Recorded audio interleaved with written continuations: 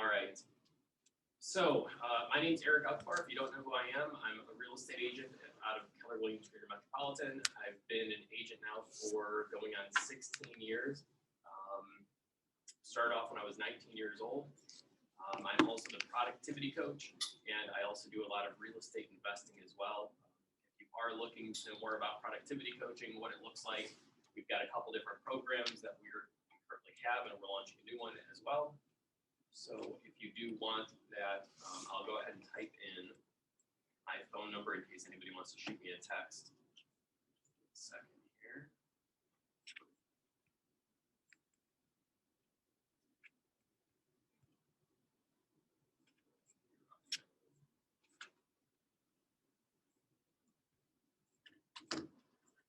All right.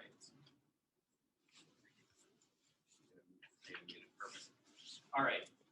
So what are we going over today? This is going to be an interactive class, by the way, for everyone. So please speak up. Please chime in as much as you can. I know that some of us are like virtually at home. So if you've got dogs barking in the background, I get it. But if you have the ability to speak up, please do so. Unmute yourself if you can. So what are we here to learn about today? Lead generation. That's exactly it. So let's start off with a definition from Gary. Actually, let's start off with a definition from Gary Keller of what lead generation is. Who knows what lead generation is according to Gary Keller? Very simple guy when it comes to that.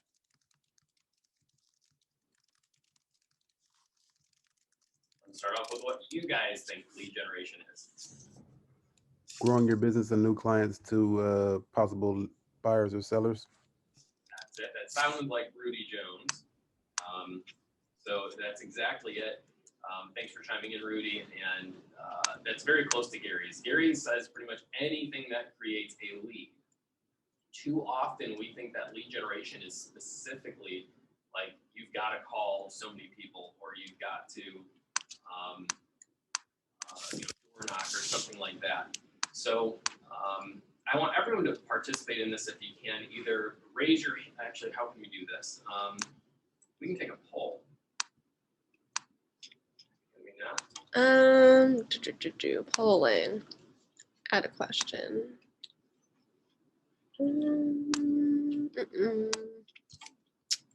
Yes, what should I call this poll? Just type in lead generation. Okay.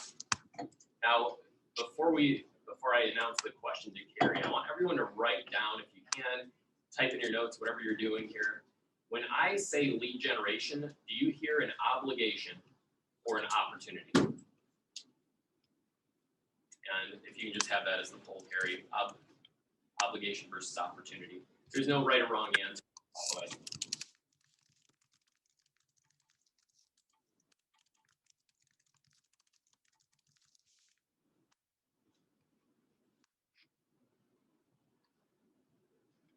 seeing some opportunities online. Well, that's very good. We're going to be doing that later today and talking a little bit more about that. I actually have not seen one person say obligation, so I know somebody is out there either not chiming in or they're lying. One or the other, because we do see, the reality is we do see some obligation in this as well. I love that everybody's saying it's an opportunity, and that's the way it should be looked at. Now, when we're actually, thank you, Jennifer, when we do actually pick up the phone, are we actually going, yes, this is an obligation as soon as we pick up the phone, or if we're having a difficult morning or it's raining outside or it's snowing or we got pulled over on the way to the office or we spilled our coffee all over our desk, are we still going, I can't wait to get on this phone? Where is our mindset at? Or are we going, wow, this person's probably going to hang up on me, or my friends aren't going to want to hear from me?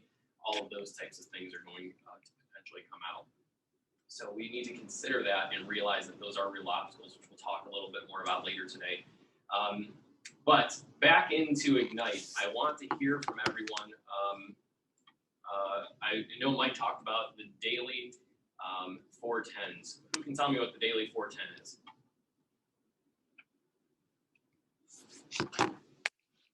Mike's not talking about that. Did Mike talk about that, Gary? I would not know. Anyone? add 10 new contacts to your database, 10 more notes, 10 notes speaking with you, and 10 conversations a day. That's exactly it, yes. So how many of us have done that? Can you repeat that a little bit louder? We have 10 contacts a day, 10 postcards, 10 notes, 10 homes to preview, and 10 conversations a day. Absolutely. Okay, do you hear her? Thank you, Carrie. Carrie put it in the notes for everyone. Those of us who are looking to grow our business, everything happens gradually then suddenly. And this is so essential that even though it seems like it's just 10 contacts today or it's just 10 notes, what's the difference if I do it today or not?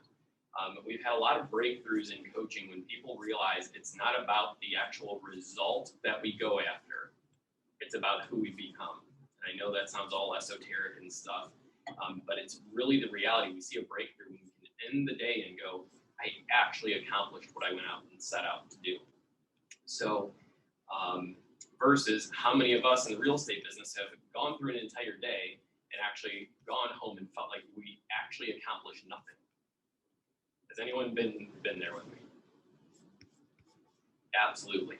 We've all felt that. So if we know that we're doing consistent actions over time, we're going to hit those numbers. And 10 contacts a day, 10 notes, 10 homes to preview, 10 conversations a day. You might go 3 weeks and actually not see one appointment from that. And that is okay. Remember, if we're looking to sell 30 homes a year, that is completely okay if we lose 335 days out of the year. We're only winning those 30 days. And it sometimes seems really scary when we go 30 days or 45 days without a sale. I'm not at all encouraging that. You get the point that we have to stay consistent with our actions. The one thing that I always notice, and I rarely say always, the one thing I always notice is somebody who is consistent with their actions will be in this business long term. It's as simple as that. We see a 100% success rate if you stay down with us consistently. We do our lead generation time at 9 o'clock in the morning, 9 to 11 o'clock, anyone's welcome to come. When you come into that, for 3 months or more, you will be a capping agent. 100% of people who have done it have gotten there. So, all right, moving on through here. Just want to make sure everybody understands the 10 contacts per day, how important that is. Keep moving on that. Anyways, next section. Gary also says, and so does Ben Kinney, there are 2 parts to every business in the world. Who knows what those 2 parts are? Those of you who have coached with me a long time know when I talk about this all the time. Hang tight for a second, let somebody else give them a chance, and then we'll hear from somebody who knows. So what 2 things do you think Ben Kinney states or Gary Keller states are the 2 essential parts to every business?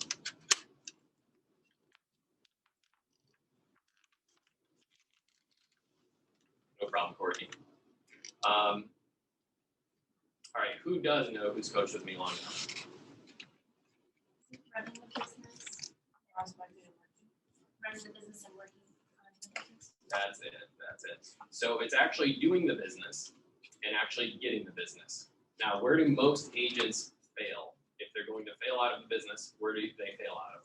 Doing the business or getting it? Always getting, yet. How many of us have said, I don't want to start selling real estate until I know everything about selling real estate? Charlie Munger tells us conventional wisdom is typically wrong, and here's why. Scientifically, we're not going to need, it's a different thing when we actually learn something versus actually experience it, right? So once we are forced to actually go on a listing appointment, are we going to learn a listing appointment at a higher rate than we would if we just sit through a class?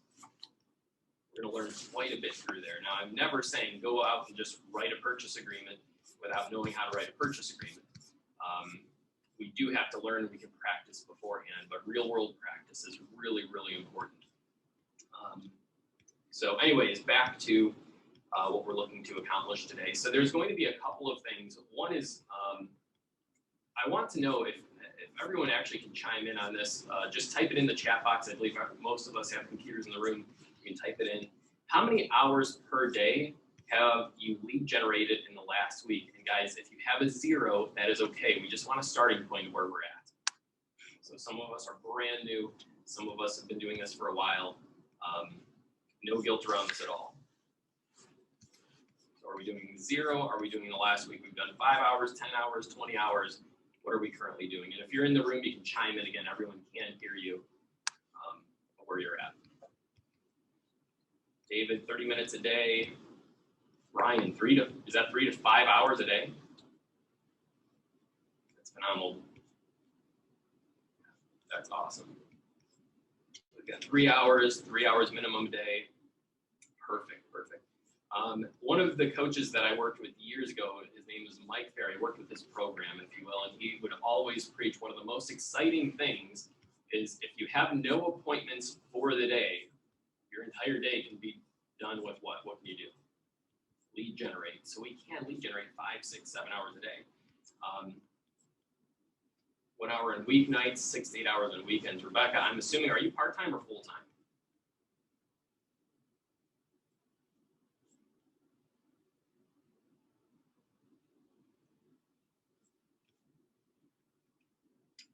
You have a day job in the medical field. Rebecca, if you continue on that mindset, so Rebecca said she's working 1 hour a night in real estate through lead generation and 6 to 8 hours on the weekends.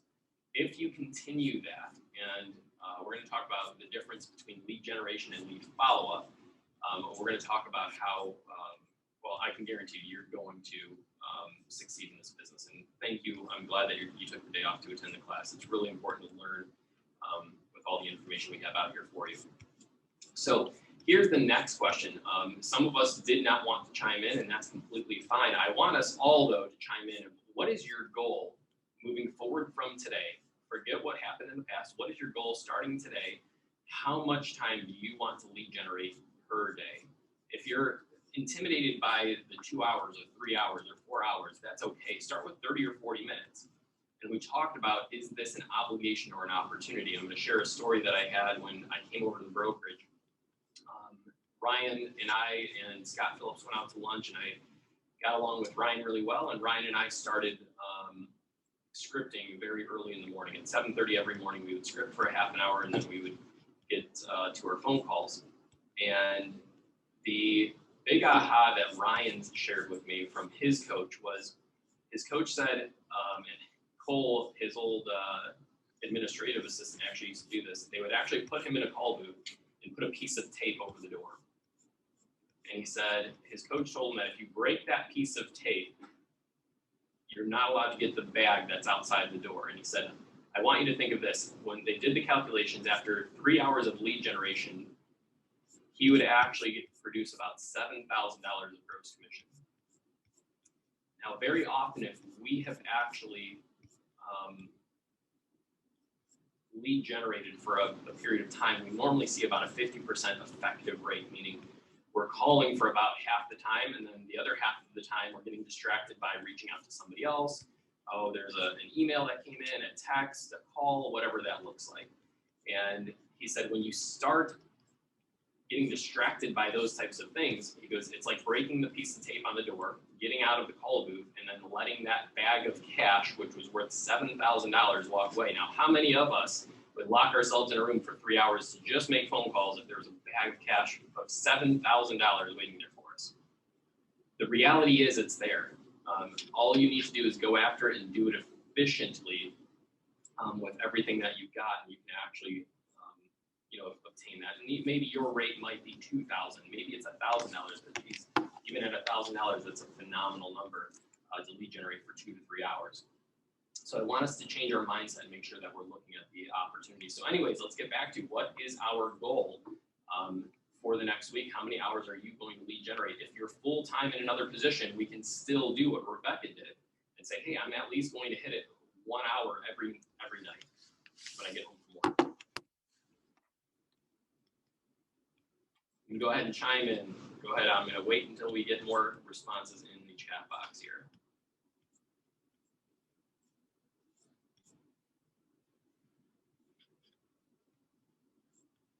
$2 hours a day. Jade, absolutely. Heidi, 2 hours, an hour and a half, 2 hours a day, 2 hours.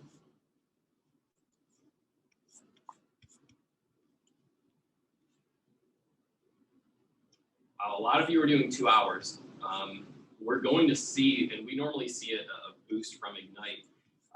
When everyone is doing this, it is phenomenal to watch what you can end up doing. And I'm going to give you a couple of tricks to make sure that you're doing it more effectively, and then also how we have to change in this difficult time of real estate where there are different categories of people that we have to be reaching out to, in my opinion.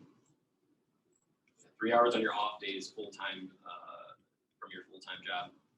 Perfect. So if you do have a full-time job, make sure this time is being put in your calendar. I would actually make sure, if you're getting anything out of this class today, it is put your lead generation time in your calendar. There are 2 things that come right out of busy realtors' lives or their schedule. What are those 2 things? One of them is lead generation. What's the one that comes out before that?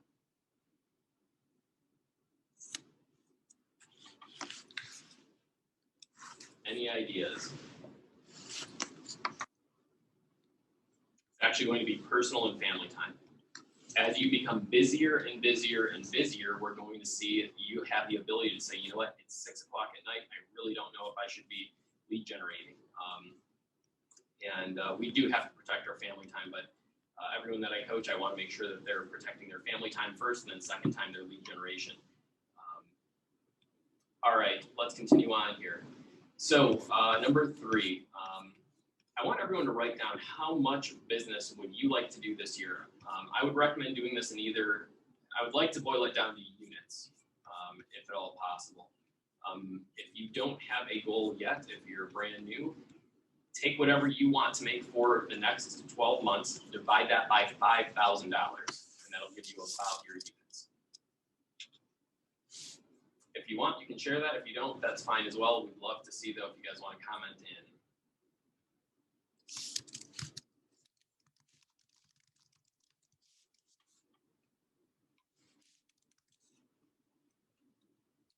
So what we will do is we'll actually, if we have time today, we're going to break down what it would look like to meet that goal. So I do want to make sure that we come back to that here momentarily. All right. Yeah, we'll come back to this one. But anyways, the next one that's really important is, why do you think agents actually struggle with lead generation? Now, the comments should blow up from this one. So why is it that if you have not lead generated before, why is it that you have not lead generated? If you know other agents who don't lead generate, why is it that you think that they're not lead generating? See a couple 15 to 20 deals. Rudy, fear. Sonny, fear. Fear of what specifically? Rudy, I know you don't have any fear when you make calls. Don't know what to say. Now the chat's blowing up. Yep. Not knowing where to start. Absolutely. Won't get out of comfort zone. Thank you, Con. That's so true. Consistency. Not knowing what to say. Rejection. So, Sonny, do you mind unmuting yourself? Hello. Thanks so much, Sonny. So you typed in there rejection. Tell me more. So I don't necessarily have a fear of rejection. I actually would say I have more fear of success. I'm used to getting rejected, but a lot of people aren't. And that's the thing, is that if you're not used to putting yourself out there on the line, then that's a really scary thing for people. Right. Now, it's important. Thanks for chiming in. Keep yourself unmuted if you can for a minute here. Many of us, we do fear that rejection. By the way, we always jokingly say during our lead generation times, which we will have later today, we have a 100% success rate through lead generation of everybody staying alive through it. Nobody's died from lead generation. And when we do jump into it, it feels like so scary sometimes on our first one. We're going to walk you through that and how to get over it. But Sonny, you said something else pretty interesting. You said, I have a fear of success. Tell us more about that. Yeah, this is one of those things that I've come to learn about myself and a couple other people close to me. And that is, we believe we can do it. And that's why we're willing to take the chances and we're willing to try. But sometimes we are fearful if we deserve it. And so that will get us into negative habits of procrastination usually. Sure. Yeah, thanks for that. How many of us too would like almost fear that like, hey, somebody like, yeah, come on over and I'd like to talk about listing my house. Do we have anybody? Go ahead and by a show of hands, or you can type in the chats. Yes, my fear is getting an appointment. See a couple. So one way that Jeff Glover talks about overcoming that challenge is learn and practice your listing presentation. Practicing your listing presentation and your scripts will overcome so much in fear. So I want everyone to write this down in your notes. To overcome fear, I just need to practice more. To overcome fear, I need to practice more. That's going to get you about 50 to 75% of the way through. What do you think the rest of that 50 to the last 25% is going to be?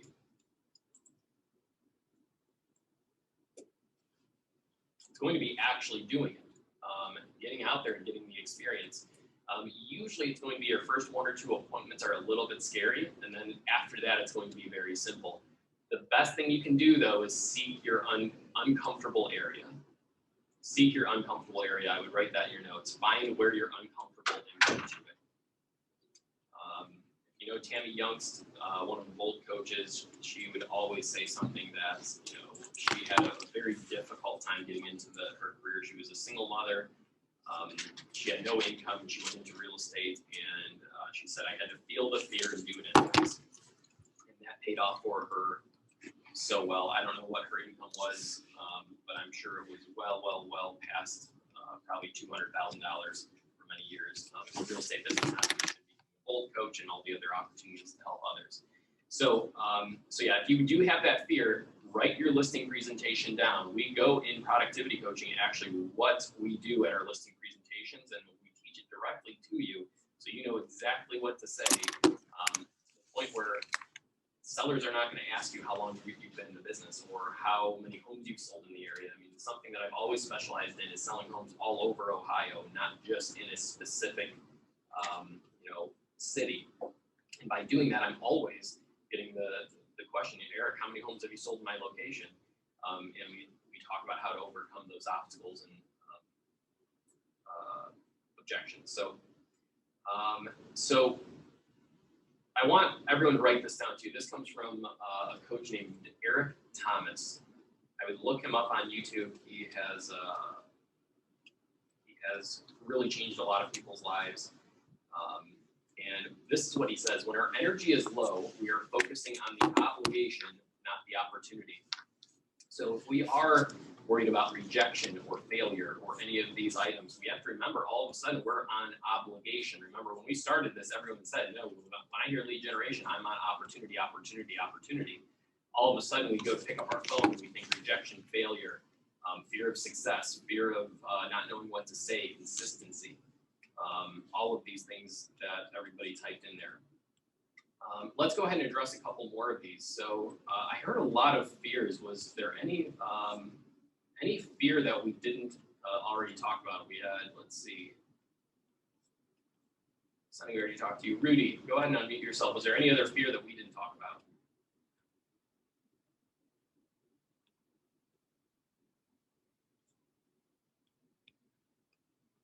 You there, Rudy? Must not be able to unmute himself. That's all right. Not knowing where to start. Rebecca, are you able to unmute yourself? Yeah, I think so. Can you hear me? We can hear you. So not knowing where to start. So we're going to talk a little bit about scripting and all today, but what would you need to actually know where to start? Like, what would you want in front of you, and what would you want to know? I like a plan, like step by step. I mean, I'm trying a lot of different things, but I don't know what things are the best to put my time into. Because I'm really new. I just got licensed in March. Got it. If you are new, by the way, I recommend getting out of your mind that you are new. I highly recommend stating this has been a 6 month or a year. Maybe you've been thinking, or you started your real estate classes a long time ago. We have to just learn what to say and say it to the right amount of people, as Ben Kinney says. If you don't know who Ben Kinney is, look him up on YouTube. He's one of our top agents at Keller Williams, probably making $2, $3, $4 million this year. But he said when people asked him when he was a cable salesman, shortly thereafter he became a real estate agent. He goes, there's two things I've done well: say the right things to the right amount of people, and it doesn't matter how much our experience level is. We just need to know the right things to say. So we're going to talk about scripts here in a little bit. And I think we've addressed the majority of those challenges. All right, here's probably one of the most important things I learned. So how many of us have ever lead generated for a very long period of time and felt like the conversion rate was just extremely low? Right? We've all been there. And one thing that I would consistently do is I would go over and over and over trying to lead generate to new leads. And I would say, like, I remember coming into this office specifically, those online leads, absolutely. I would lead generate, and I got so upset, like, I was like, I can help you. I'm going to list your home. And I would almost hang up on these people when they were like, no, I'm not. You know, they give me an objection. I'd be like, fine, if you don't want to list with me, whatever. And I'd hang up and go to the next one. And, you know, Tammy Youngs, who again was a bold coach, said something that struck me really differently. Now, I went through a whole bold session, which was seven sessions. They're about 7-hour days. You're dedicated that entire time. How much was bold when it was in person? Anyone know? $7.99. It was $800. So I paid $800, sat through all these sessions, and I got one thing out of the entire session that I didn't know because I already went through bold multiple times before that. And this is what I'm going to share with you, and it changed everything about our business. There is magic in the follow-up. There is magic in the follow-up. So what we need to make sure that we're doing is while we're lead generating, there's a difference in lead generation time and lead follow-up time. So lead generation is somebody that you have not talked to in at least 6 months.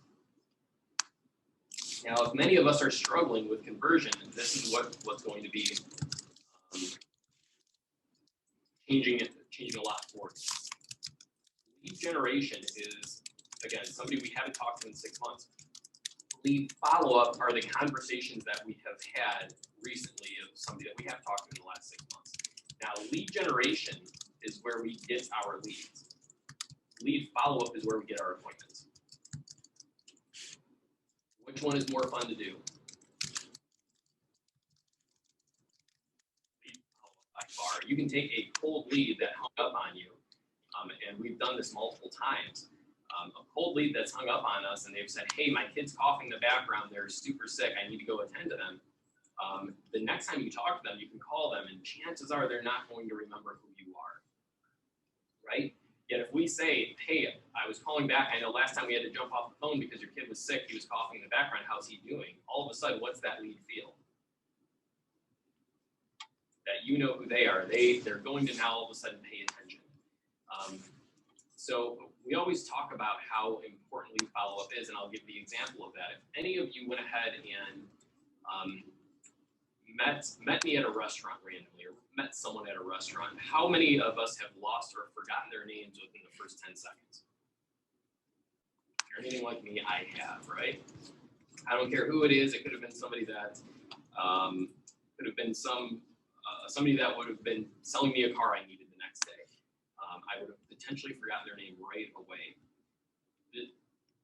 If that person, though, took my business card, remember, I did not take theirs, but if they got my contact information and then they called me the next day and just said, hey, Eric, it was nice meeting you at the restaurant yesterday. I know you might be looking for a car. If you're interested, let me know.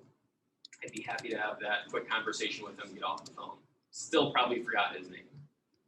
Then the next day, he sends me a text message and says, hey, just wanted to make sure you had my contact information. Then the fourth time, he sends me a Facebook friend request. And then he sends me a Facebook message of a car that I might be interested in. Then he sends me an Instagram message, and then sends me an email follow-up. Do you think after all of those, I will recognize who he is? I will.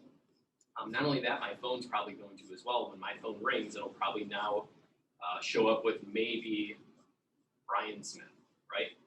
So that's where the follow-up comes into play. Now, how does that work in the real estate market? What we want to do is we want to call a for sale by owner, an expired, a A haven't met category of some sort, and we're going to talk about a really good one that we've watched a lot of people have success in. The people actually want to hear from us, oddly enough. It's a rare circumstance that we hear that we're going to talk about.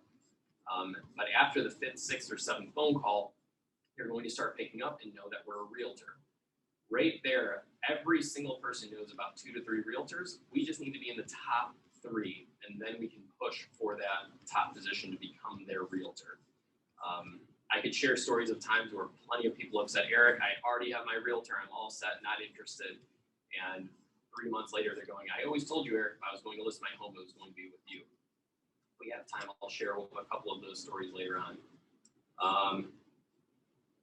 All right, so anyways, make sure that we talked about how many hours we're doing of lead generation. I want you to also put in your schedule, how much time are you doing the lead follow-up? So go ahead and type in the chat box and put this in your schedule. It's not okay to just put it in the chat box and be like, oh, it's going to happen. We need to put this in our schedule. So go ahead and type in, are you doing it? Normally, if somebody's doing it 2 hours, I'm going to say about 25% of that time you should either use for lead follow-up, or you should add an extra 25% of time for lead follow-up. So if you're doing 2 hours, you should be doing half an hour. You can either type that in, or more importantly, put it in your schedule right now.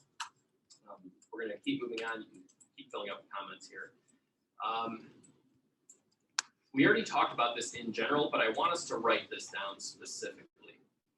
We already talked about our goal. Our goal is going to be, this is actually a format of coaching, so it's called the GROW format. So what is our goal? To lead generate 2 to 3 hours a day, whatever that goal is. So go ahead and write this whole statement down. This is going to be your GROW statement. So G is, what is our goal? Lead generate for 2 hours, half-hour day of follow-up. By the way, a really good way to do it as well. I like doing it daily, but if you want to do like a Friday follow-up day, that's completely fine as well. Friday follow-up. It normally takes about 6 to 7 conversations before somebody converts, by the way. So if you're only getting to that one conversation, that's a problem. So a coach said years ago, instead of drilling 100 1-foot wells, if you drill a well 1 foot deep, are you ever going to hit water? Probably not unless you're on the beach.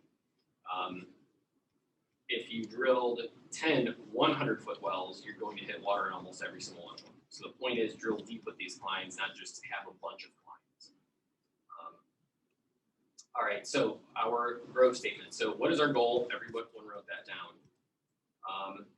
Reality, I want us now to actually write down, where are we currently at? We've been at 0 hours per day. We've been at 30 minutes per day. I'm off by X amount of time. Understand, like, hey, I've got to figure out a time to put this in my schedule. O is going to be the important one that we've already discussed. And every single one of us should be writing this down. What is my real obstacle that is getting in my way today? What is my real obstacle that is getting in my way today?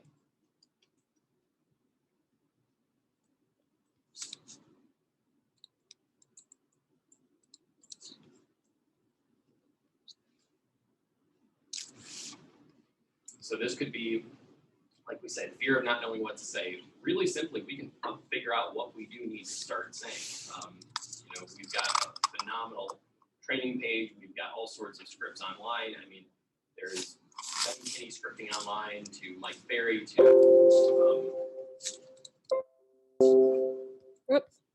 all good to all sorts of other you know, great things online that we can hear from. Or you can script with us in person at 9 o'clock. All right, and then W, which is really important. We have not talked about this. So the last part of this is what is going to will or way your what is going to will your way forward? What is going to will your way forward? So remember, this is why we are doing the business, right? Someone in the live room isn't muted. I got it. All done. Thanks for chiming in, David. So we want to make sure that we understand why we are looking to lead generate. There are 2 main reasons you should be doing this. One is to grow your business, obviously, yet the sub-benefit is usually the main benefit. We talk about that in coaching all the time. The sub-benefits are actually more important than what we think the perceived real benefit is. Potentially this could be because you want to become a full-time realtor. A full-time realtor, remember, be, do, become as, or be, do, achieve, according to Bolt. We need to be the person first before we do the actions, and then while we do the actions, we're then going to achieve the results we need. I cannot underestimate how important that is. So make sure that you understand why you are looking to do this. So write those things down and then revisit that. So it's because you want to become a full-time realtor. It's because you want to be able to pick up that bag of cash of $1,000 a day, $5,000 a day, whatever that number is. It depends on how great you are at scripting, saying the right things to the right amount of people. It could be because you want to be able to go on a vacation at the end of the year. One of my goals when I got in at Keller Williams was I said, you know what, I want to start going on vacation 4 times a year. I thought that was unbelievable. I used to be a car mechanic when I was 18. We got 1 week's paid vacation. And we weren't allowed to take any other time off unless there was an illness or an emergency. So 4 weeks off was phenomenal. Maybe it's because you want to start investing in real estate. Many of us have started, especially in coaching, and the results have been phenomenal. So maybe this is extra money to put towards that. So yeah, what is going to will or way your forward? And then we revisit that if you're going, okay, when I wake up and it's all cold and rainy outside, I can look back at that list. I would recommend writing them down daily, but looking and understanding this is why I'm actually going to go in and do this. All right, moving on, we're going to talk about the next step here, which comes from John Maxwell. If you don't know who John Maxwell is, he was somebody who coached, he had 2 coaching clients at one point. One was Diana Kokosia, who ran and started Bold in MAPS coaching, which was a phenomenal program. And then also, he coached Jack Welch, which was the CEO of GE. So when Maxwell speaks, I listen pretty closely, and he talked about this analogy pretty seriously. But I want to ask, how many of us can do 500 push-ups? This is from John Maxwell, by the way. I can actually do 500 push-ups, and a lot of people may not believe that about me. But here's what the reality is. What John doesn't say, Rebecca, you can barely do 5. I appreciate your honesty, yet I can get you to do 500 push-ups. And here's what we all get overwhelmed with. I didn't put a timeline on that, right? We could do this over the next 500 days and do 1 push-up a day. And that's where success happens gradually, then suddenly. We're not looking to, the people that I watch lead generate for 8 hours in 1 day, and they just do 1 big sprint. You're never going to get anywhere because there's no lead follow-up. All you're doing is lead generating. An agent who coached with Mike Ferry, I remember Mike Ferry interviewed her years ago, and she said, I am wasting my time lead generating without a great lead follow-up system, which I'll share momentarily what a great lead follow-up system is. But that's the reality. We all can do this. So what it is John Maxwell's rule of 5 is 5 swings a day. His analogy is looking at a tree and saying, no matter what size of tree we have to chop down, if we took 5 swings a day at it every single day, eventually it's going to fall down, no matter how big it is. It's just 5 swings every single day.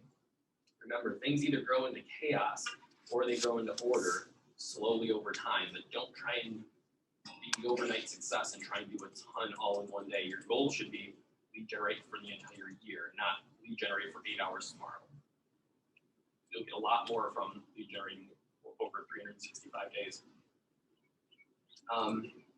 So anyways, I want us to look at, can we do 5 contacts a day or 10 contacts, growing that over time?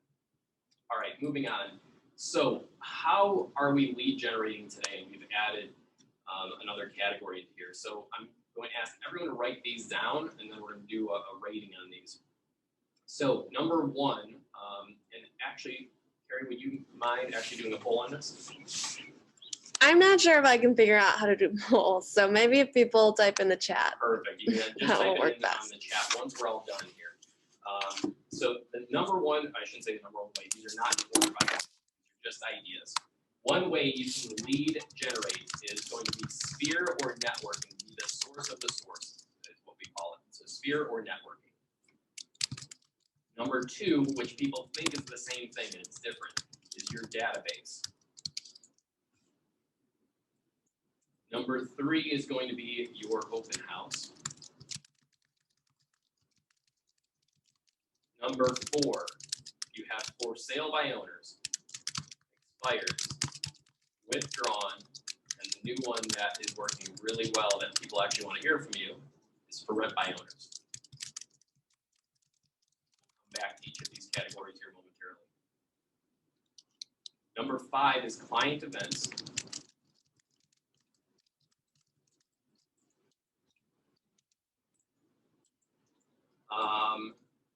Number 6 is going to be past clients.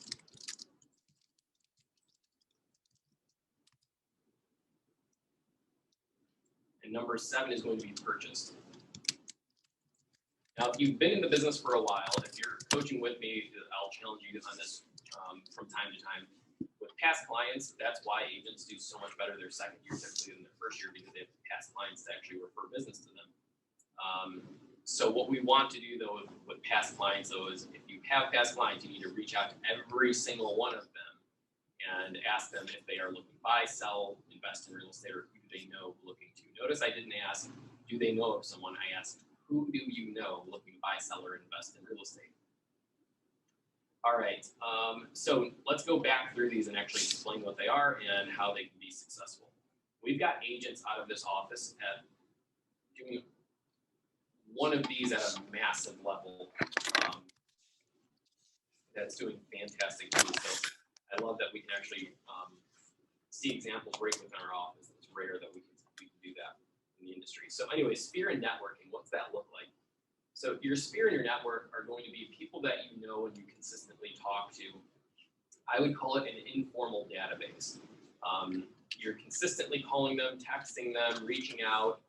You're being the person of the source of the source. So you're usually the person that you can either call people and get the answer, or people are calling you to get the answer.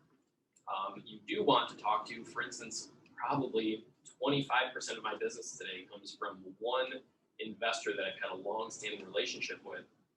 And whenever anyone has a problem, I don't care what it is, if you have a problem with your car, you have a problem with your house, you have a problem with anything, people always are going to him for advice. So if you can talk to one of those individuals and provide them value, they're going to be sending business your way. It's amazing how well that can work. Networking and being the source of the source. What I love about this office that I think everyone, including myself, underestimates the power of is our Facebook page. When we are asking for a good contractor, we can get 10 results in 5 minutes from all different locations and actually get real people that are actually going to respond and do a great job. So what does that look like when we're calling a have not met or even a met, and they're like, hey, I'm going to list my house, but I'm not going to until we get carpeted, or until we get the ceiling painted, or until we put new windows in the house. What you want to do is not just set up that time for them to actually do this. You want to actually provide value on both sides of that. What do I do? I'll actually call the window company and say, hey, can you be there tomorrow at 2? And then I'll call the seller and say, I can get them tomorrow at 2 o'clock over to the house. Will that work for you? We've done this plenty of times with for sale by owners, and actually been able to help people who are out of state meet contractors at their house and get the house ready for it to be listed. One word of caution, I want to be very clear with this. If anyone is going to be getting a key, I think it's a great idea to get a key and a lockbox on the property, that we are not protected under our E&O until we have a listing agreement signed. So make sure that this person is expressly stating in writing that you have permission to hang the lockbox and meet contractors over there. Do not by any means give that lockbox combination out to contractors or anything like that. Actually meet the person there, get them in and out, make sure everything's being taken care of properly. But that is a fantastic way to provide value to somebody. And of course, they're going to list with you when the time comes once those things are done. Database. So a database is simply this. This is where we take 36 touches a year. This is what Lisa Cisco did, where she was doing $30+ million of real estate per year. In November of every year, and you can do this now, write down all 36 touches for every single person in your database, meaning you should be able to blast, if you've got 1,500 people, you should be able to blast 1,500 of them with whatever it is that you're doing. So 3 times a month, they have to hear from you. So this could be ordering Indians magnets. It could be going ahead and sending out an email about what's happening in the market, an update on interest rates. The most important thing that you're getting out in front of them is that it's your face, your name, and that you're a realtor. That's it. Are they going to read your article? Probably not. They may not. If you make it very simple and short and sweet, that's all the better. Don't write a 5-page article. Nobody's going to read that. If you say, hey, your market's gone up 5%, Cleveland market's gone up 5% in the last year, yes, they will read that and recognize. But we want them to associate us with real estate 3 times a month. That's all that you're doing. So anyways, Lisa would write down all of those things, order everything she could. She would order the calendars, she would order the magnets, she would order the, she would actually go into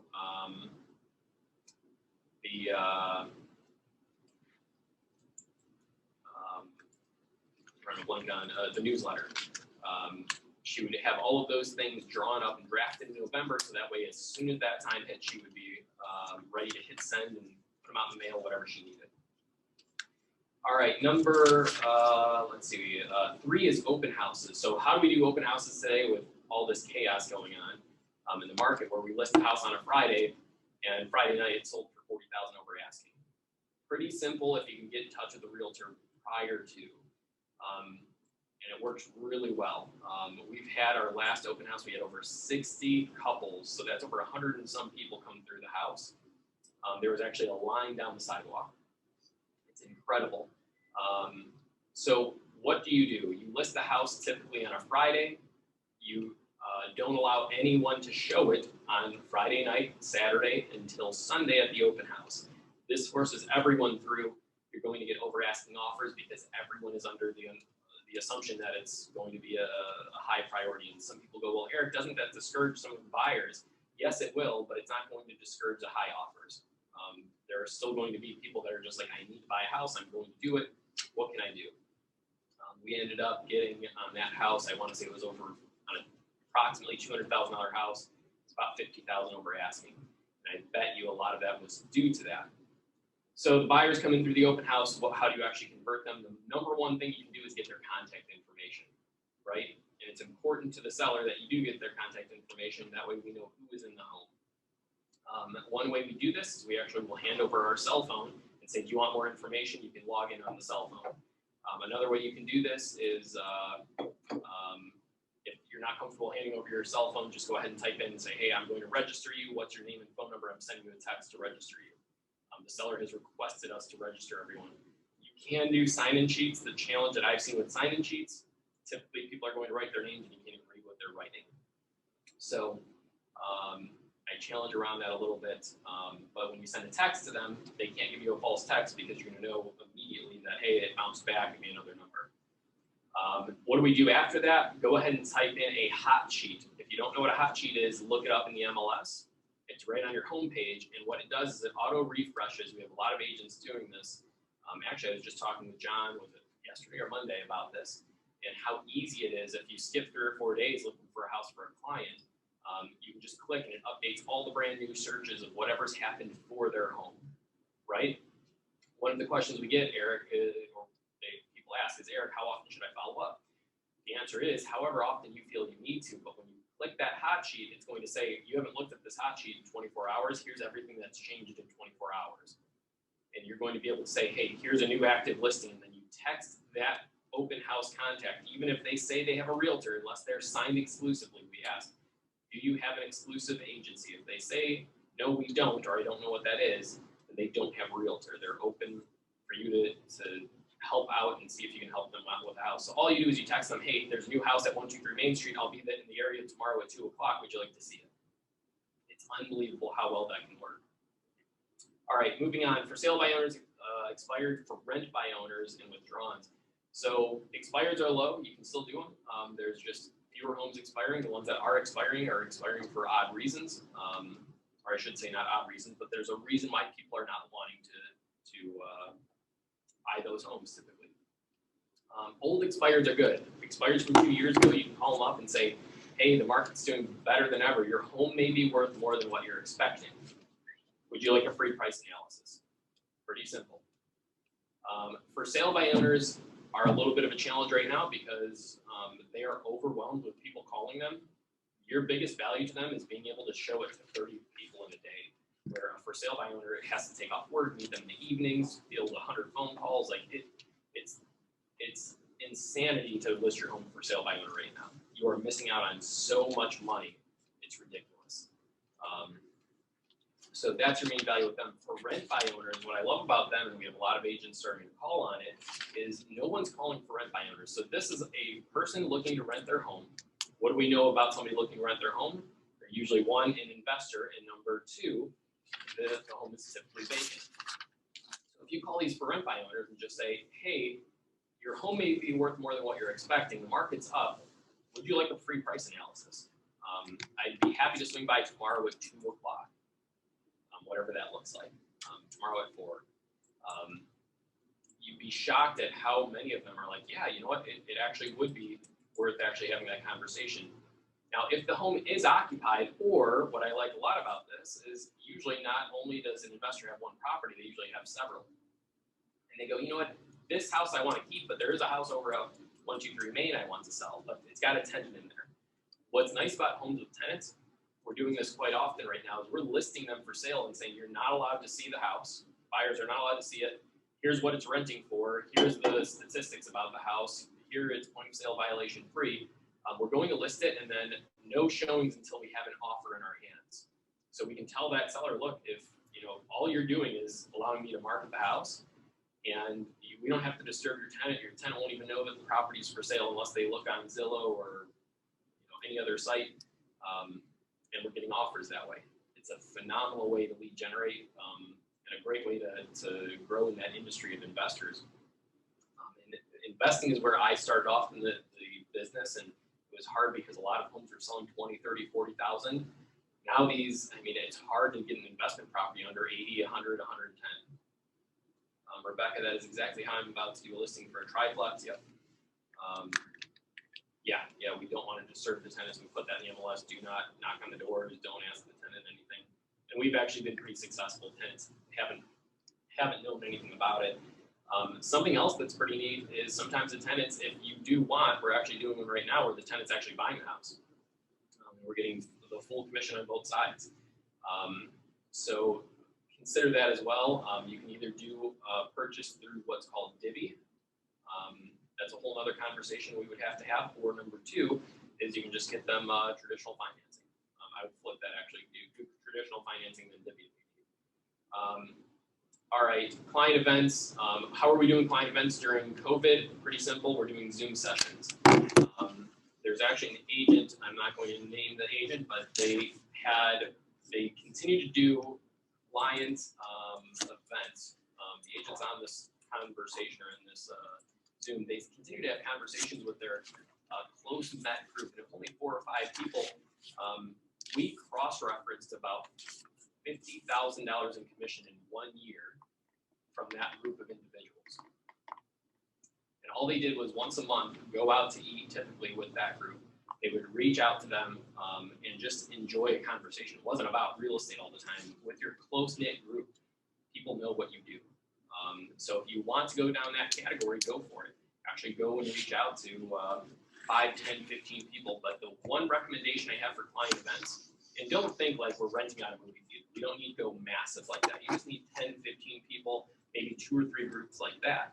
And what you can do is reach out to them consistently and just continue to have great conversations, and they're going to know you're in real estate. But the key is whatever you are doing once a month, once a week, whatever that is, has to be something that you genuinely enjoy, that if you were invited to that event, you would actually be happy to go. You want to see that. So that looks like if you're a golfer, going out golfing once a month with 3 different groups. Maybe it's if you like wine, you're going to a winery once a month. If you like shopping, go shopping once every 2 weeks with different groups. But make sure you're getting 2 or 3 groups of 10 to 15 people is my recommendation. Past clients, pretty simple. Keep in touch with them. I would say once a quarter. Check in with their house. They're always going to talk about what they like about the house, what they don't like about the house. See, just keep in discussion with them. And then lastly, purchase clients. We want to stay away from that as much as possible. There are some agents who are doing great things with Facebook. It is unbelievable. I watched one agent do about $500 in ad spending, and we tracked 17 contracts. That is a deal I'm willing to pay for. All right, we're going to run a little bit into lead generation time, but I want everyone to answer these 5 questions. And then we can go ahead and jump into lead generation time here. So this is a better way. A lot of people think that pros and cons lists are the best way to weigh out, like, oh, should I get into real estate, or should I buy this investment property? Let me write down all the pros, all the cons. At the end of this, at pros and cons, do we actually know what we actually want to learn about? Or do we know how to weigh out the right decision? We typically don't, because we don't know how to weigh out the pros and cons because they're not dollar-to-dollar differences. What we will see from these series of questions is a better pathway of making correct decisions. So the first question is, what are my 3 actions I'm not currently doing that I know I should be? What are my 3 actions I am not currently doing that I know I should be? Go ahead and type these in the chats if you will.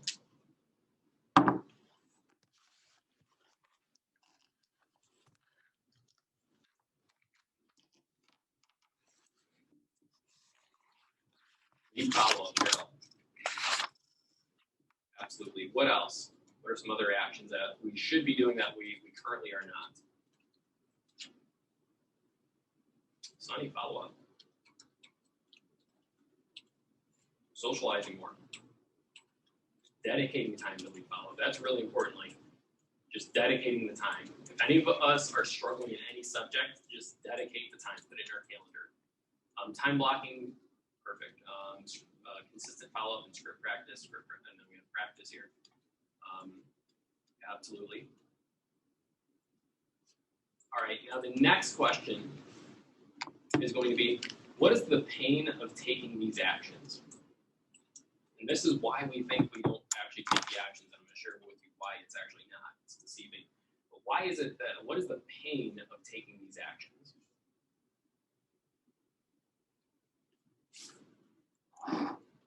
So Heidi, what's the pain of time blocking? What's the pain of consistent follow-up? What is the pain of script practice? Time, Carol, so true. Like, you have to dedicate the time to it. What is the pain of socializing and follow-up? Pain of putting your schedule, yeah, because now you're owned by your schedule. By the way, Jordan Peterson talks about this all the time, Dr. Jordan Peterson. We all have schedules, regardless if they're organized or not. It's just, we don't like to, salesman, I'm going to talk about that, Sonny, thanks for bringing that up. We all have a schedule. It's just, are we letting our environment control it, or are we in control of it? When you take control of your time, it is unbelievable how powerful it is. One of the bold laws, it's not about selling real estate, it's about having a schedule. So let's pause for a second on this salesman-like annoying feeling. So I want us all to think about, if I gave you $10, let's say $100, I gave everyone $100, 10 $10 bills. And I said, call up 10 of your friends, and I want you to call them and give them those $10. Say you're going to drive over to their house. How many of you would feel bad about doing that? Hopefully nobody's raising their hand, but you can raise your hand if you feel that way.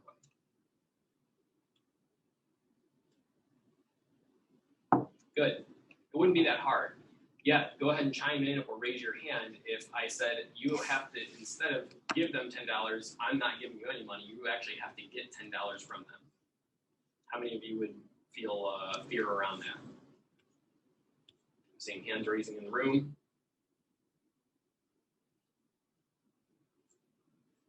Seeing a couple hands raising online.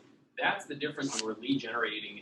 Are we lead generating feeling like we're giving $10 away, or that we're taking $10? Because you're lead generating wrong if you're feeling like you're a salesperson taking something from someone. A real salesperson helps others find what they need, and if there's no need, then you don't help them, right? We don't sell something to someone they don't need. We can only be in a place of helping them. And helping them does not just specifically mean like sell them a home. It could be helping them be the person that can refer somebody to you that they care about, that's going to know that they're in good hands when they buy the most expensive asset of their life. So if you're giving value, then you're not going to feel that way. So that's a whole nother conversation we go over in coaching of like how to create value in your calls, how to create value in your emails, how to create value so that people naturally want to come to you. For some neighbors, it's been a good resource to help them find good contractors. Exactly, Rebecca. Like that is unbelievable. If you hear the nightmare stories about people hiring contractors and then ghosting them, taking money from them, not finishing jobs correct, if you can help steer them away from that, that is unbelievably powerful. Yeah, they will be ready to remember you. I guarantee you that, especially with great follow-up. All right, so what are the pain of taking these actions? Everybody commented in. The next question is, what is the pleasure of not taking the action? Here's what the reality of why we don't do the things we should do is. It's because there's a pleasure in just not doing them, right? We now don't have to be accountable that, hey, you know, if I don't make those calls and I don't have to go on that listing appointment tomorrow night at 6 o'clock when I'd rather be at home. I don't have to stop watching Netflix. I don't have to stop scrolling through Facebook. Sonny, we could have a whole nother conversation on that question.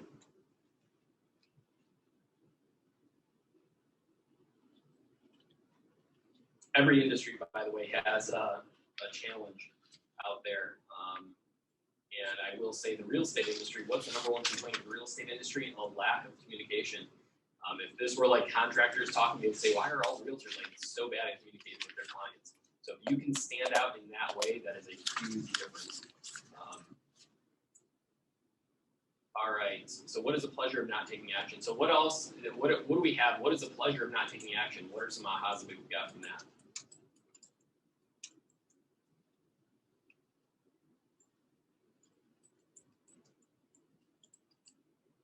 So I'll give one right away. Like if I wanted to, I could just be sitting at home right now. If I would have said, hey, I don't have to teach Ignite.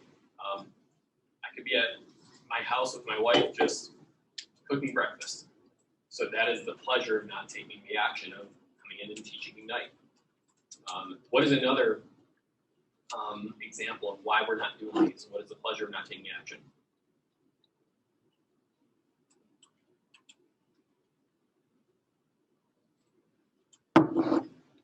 Less time for personal enjoyment, Brandon. I think that's probably one of the best. Yeah, immediate gratification of relaxing rather than being uncomfortable. Heidi, that is so true. More time to relax, not forcing ourselves into that uncomfortable zone. Mike Ferry would say this all the time, and it's when we are uncomfortable, we grow. Now, we do need to balance that and understand how important complacency and peace is.